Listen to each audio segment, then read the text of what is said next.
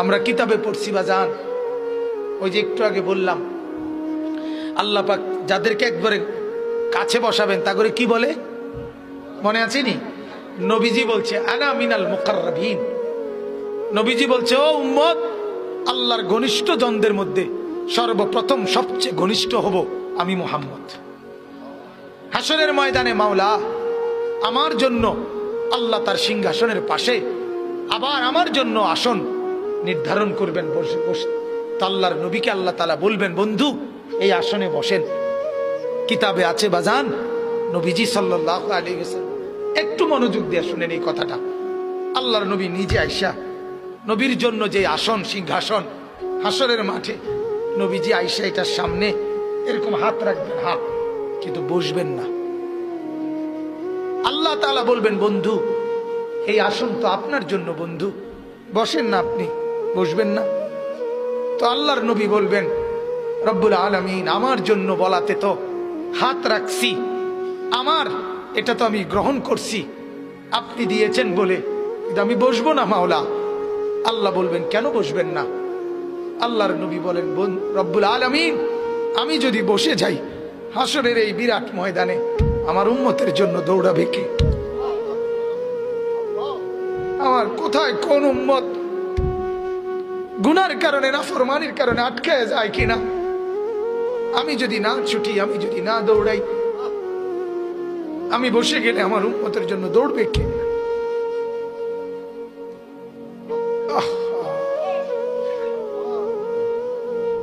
বাপ চিনা দরকার ছিল যাকে, চিনলেন না তাকে। হায় যুবক, বন্ধুকে চিনলা না, দুশ্মনকেই বন্ধু বানাইলা, দুশ্মনকেই বন্ধু বানাইলা। আপন বন্ধু যিনি তাকে চিনলা না, দুশ্মনকেই গ্রহণ করলা। চেহারায়, সুরতে, চলনে বলনে, আচারে উচ্চারণে বেঈমান যেভাবে সাজায় দেয় তুমি তাকেই গ্রহণ করলা যে তোমার বন্ধু। কি কথা এটা নবী কেমনে বললেন? আরে আরো শুনেন মিয়া, হাদিসে আছে আল্লাহ তাআলা জিবরাইল ফেরেশতাদেরকে পাঠাবেন আমার বন্ধুকে কবর থেকে প্রথম হাসরের ময়দানের জন্য তোলো। তখন জিবরাইল আলাইহিস সালাম, মিকাইল, ইসরাফিল, আজরাইল, চার ফেরেশতা মদিনার রওজায় নবীর কবরের সামনে আসবে। আর ফেরেশতারা একজন আরেকজনকে বলবে তুমি ডাকো নবীকে। সবাই বলবে না, শেষ পর্যন্ত বলবে জিবরাইল তোমার সাথে নবীর মহব্বত বেশি, তুমি বেশি আসছিলা গেছিলা দুনিয়াতে, তুমি ডাক দাও, আমরা সাহসে কুলায় না। জিবরাইল তখন ডাক দিবি ইয়া রাসূলুল্লাহ আপনি উঠেন, হাসরের ময়দানের জন্য আপনি দাঁড়ান।